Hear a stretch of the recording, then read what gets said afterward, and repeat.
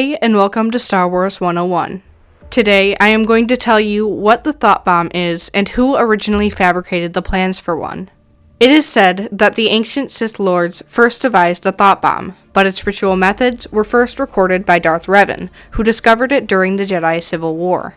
Before him, Lord Vitiate was the first to use the thoughtbomb ritual, consuming an entire world in doing so. Revan eventually transcribed the thoughtbomb's details into a personal holocron, which darthbane discovered nearly 3,000 years later. Bane taught a Brotherhood of Dark Lords to recreate the thoughtbomb, dealing a horrific blow to the Jedi while escaping with his apprentice, the eventual Darth Zana, to create the Rule of Two, having judged past battles between armies of Sith and Jedi no way to accomplish his larger goals. Subsequently, it took over 1,000 years for the trapped spirits of the Jedi to be released. The creation of a thoughtbomb required the collective focus of many Sith Lord participants, all considerably strong in the dark side of the Force. Arranged in a circular formation and joined by hands, those gathered began to chant an incantation that rapidly drew on the Force, and channeled it into the center of the ring. As the expanding tide of darkness spun within the circle, so did the minds of the united Sith, merging into a single consciousness which was to shape the harnessed energy. As the ritual progressed, the participants' whole beings would be consumed by the vortex until all were stripped of their individuality, transformed into a single entity within the Force.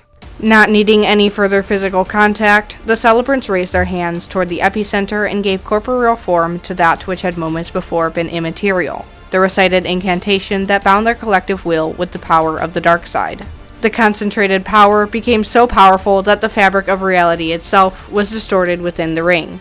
The breath of those gathered became visible as the surrounding atmosphere dropped significantly, causing frost to form on them and their surrounding areas. All light, heat, and sound were drawn into the vacuum of the thoughtbomb, and tendrils of energy from a cloud of utter darkness formed over the master of the ceremony, who had since taken up position in the midst of his companions. The Force grew thick, akin to solidified blood, and those not attuned to the dark side could physically feel the burden of the unreleased energy. A simple clap of the hands instantly detonated the thoughtbomb and transformed the essences of the affected into an oblong sphere that absorbed all light, but emanated a pale radiance of its own, and thrummed with rhythmic vibrations. The dull, gray, flat-surfaced, slightly pearl-like orb shimmered with the smoke-like shadows of its trapped victims, and though they often found it grotesquely repulsive, living beings in its presence were compelled to gaze upon the end result of the thoughtbomb. It hovered a meter above the ground, was 4 meters from top to bottom, and had a circumference of roughly 3 meters.